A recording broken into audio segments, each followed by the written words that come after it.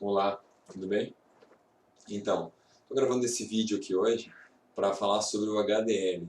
Uma pergunta que eu recebo frequentemente dos meus alunos, das minhas alunas, é essa: o HDL alto é um problema? Então, essa pergunta aqui, eu já respondi ela nessa aula de exames laboratoriais, essa aula chamada 33 biomarcadores para a saúde cardiovascular, que está disponível no meu site do Instituto de Nutrição Avançada. Estou marcando aqui na tela, IN Avancada, Instituto de Nutrição Avançada.com.br. Então vamos lá, vamos falar um pouco em detalhes desse aspecto do HDL. Tá? Então, a primeira coisa que a gente tem que lembrar nesse momento é que a aterosclerose e a doença vascular como um todo são fenômenos pós-prandiais, ou seja, elas acontecem após a alimentação, logo após as refeições. O que a gente quer dizer? Que alimentos e refeições inflamatórias, a hiperglicemia e a hipertrigliceridemia que acompanham o momento pós-prandial geram estresse oxidativo, autoimunidade, disfunção vascular, endotoxemia e processo inflamatório. Então, o que acompanha a refeição, obviamente, se for ruim, vai gerar todos esses problemas no nível vascular. Um outro aspecto que temos que levar em consideração é que metade dos indivíduos com HDL normal, ou seja, até 100, vão ter aterosclerose aos 50 anos de idade.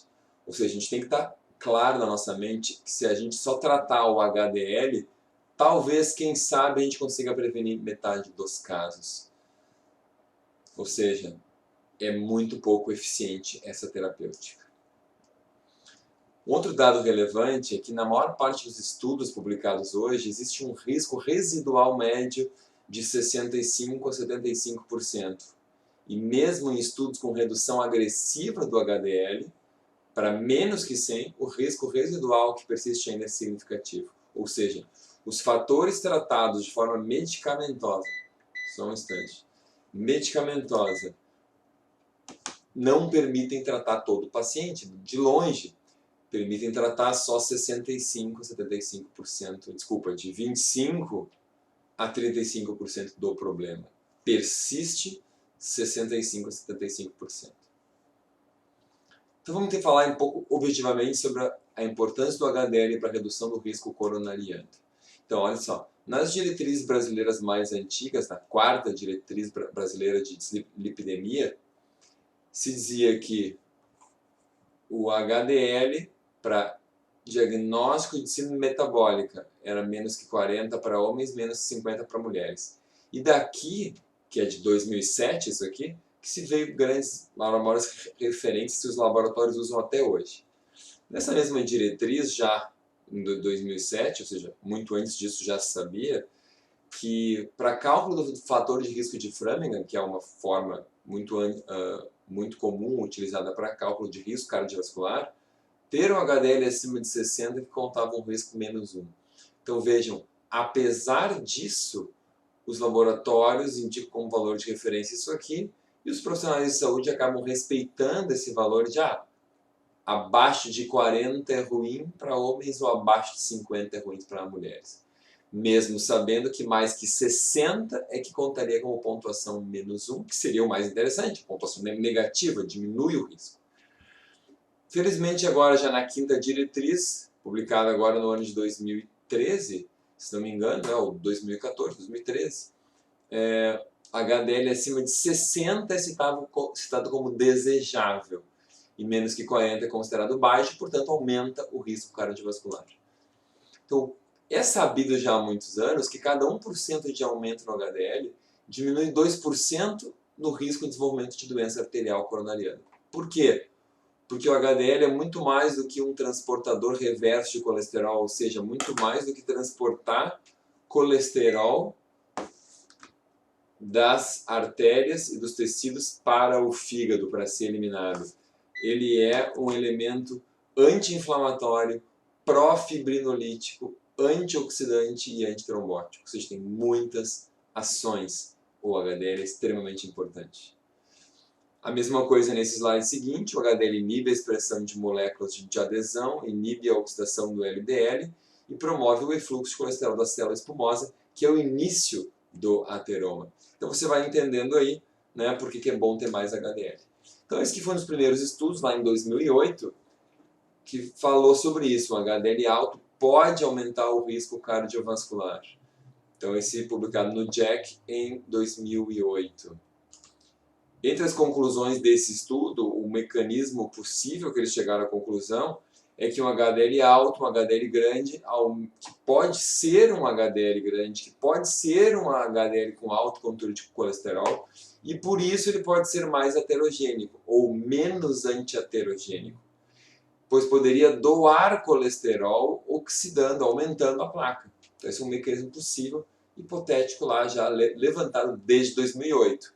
E já digo, até hoje ainda não foi comprovado. O que esse estudo ainda mostrou?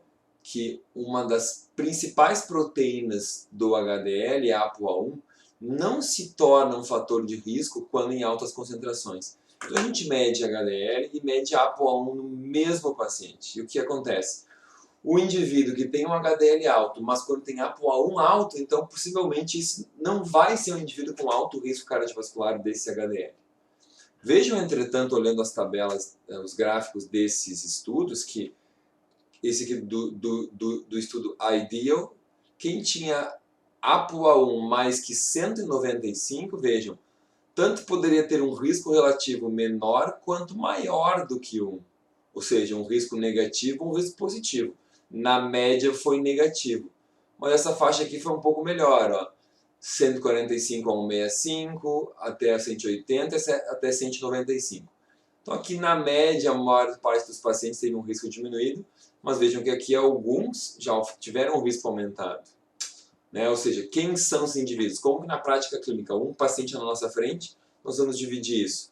Olhando só a ApoA1, a gente não tem como saber. Vamos ver aqui, no outro estudo chamado EPIC Norfolk, ok? EPIC Norfolk, que a gente tem aqui, tá aqui embaixo. Mesmo bem parecido. Aqui até eles separaram, ó. Aqui foi até o 195 ou mais, aqui eles botaram 196 a 221, 221 a 243 e acima de 243. Aqui que nesse estudo já teve gente com risco maior do que 1 ou a maioria com risco menor. Na média foi bom. Mas até 243 parece que foi bom ainda por esse estudo aqui, tá?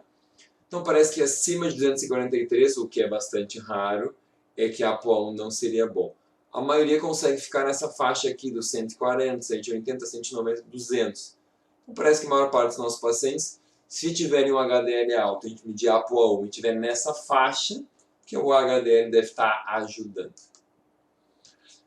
Então exatamente o que está nesse slide número 13. Os dados sugerem que um HDL muito alto e partículas muito grandes de HDL podem aumentar o risco de doença coronariana quando os níveis de ApoA1 e ApoB, que eu não vou explicar, não forem afetados. Então aquela pessoa com HDL alto, acima de 70, acima de 80, 90, 100, e tiver um ApoA1 lá do meio para baixo, ou seja, um HDL do meio para cima, um ApoA1 do meio para baixo. Aí esses caras então são os que têm o risco aumentado. Vejam que esse foi um outro estudo de 2008, mostrando a mesma coisa. O HDL alto não protege contra a doença coronariana quando combinado com os polimorfismos de 7P e LipC, lipase hepática, ok?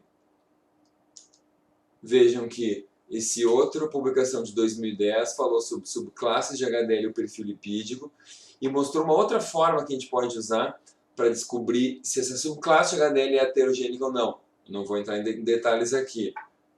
Mas se a gente usando as relações triglicerídeo HDL, colesterol total HDL e LDL-HDL, nos valores ótimos de ponto de corte, que eu explico em detalhe nessa minha aula, vão ajudar a saber se esse HDL é heterogênico ou não. É mais heterogênico ou bem anti-heterogênico ou menos anti-heterogênico. Vejam que esse estudo, essas publicações vêm até hoje, aqui 2013, a gente está falando, ó, caracterização funcional do HDL e novas variantes da 7P e da LipC, ok? Sendo avaliadas em indivíduos com hiperalfa-lipoproteinemia, com HDL alto. Olha essa outra publicação de 2010, biogênese e funções do HDL, papel da qualidade, da quantidade do HDL na aterosclerose. E esse agora do PLOS ONE 2012, ó, segregação de olha vários outros genes, LIPG, 7P, GALNT2, nas famílias com HDL extremamente alto. Então o tema vem dando ainda pano para manga, não tem uma conclusão adequada. E por que a gente poderia estar tendo essa confusão então em relação ao HDL? E eu chamo a atenção nesses dois últimos slides aqui. Vejam, a análise proteômica identificou no HDL mais proteínas ligadas à fase aguda que ao metabolismo de lipídios, o que corrobora a visão que o papel mais importante do HDL é o papel de inibir a inflamação, ou seja, uma ação anti-inflamatória no vaso, não o metabolismo do HDL reverso. Outras evidências indicam que o HDL é parte do sistema imunológico, ajudando no combate a infecções também. Olha que interessante. É a mesma, parecido com o que fala aqui em cima, né? A inflamação, infecções, ou seja, parte do sistema imunológico, fase aguda. E outra, qualquer mediador inflamatório que use o mesmo mecanismo de sinalização que LPS bacterianos, que é o lipopolissacarídeo, que é o fragmento da bactéria gram-negativa, pode inibir o transporte reverso do colesterol. Então eu tenho uma aula online falando exatamente sobre endotoxemia, que é a aula 78, 79 e 80, que eu falo sobre endotoxemia, que é a entrada do LPS bacteriano para a circulação, gerando doenças, inclusive aterosclerose, obesidade e metabólica. Então vejam, essa endotoxemia, o LPS, pode inibir o transporte reverso do colesterol, ou seja, inibir a função do HDL.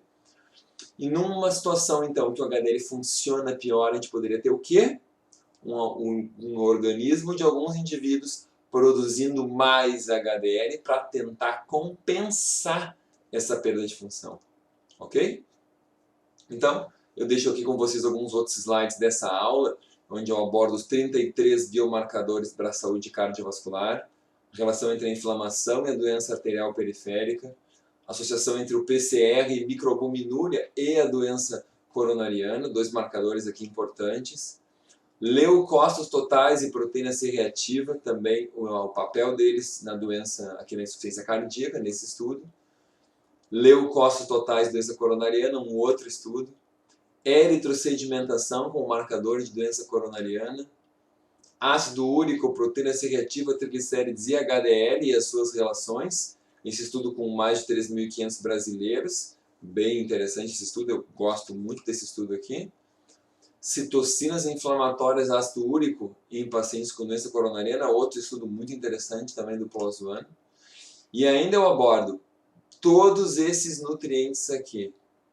E ainda alguns metais tóxicos como o chumbo e o mercúrio e a sua relação, os seus níveis ótimos para serem avaliados na doença cardiovascular, então de forma a prevenir. Não é ingestão de dieta, é nível plasmático, nível sérico, ok? Então eu deixo aqui os meus contatos, o meu Instagram, Gabriel de Carvalho, _Ina, o facebook.com Inavancada e o site onde vocês têm as aulas online e as aulas em DVD disponíveis, www.inavancada.com.br. Era isso aí e até a próxima. Agradeço aí a preferência de vocês.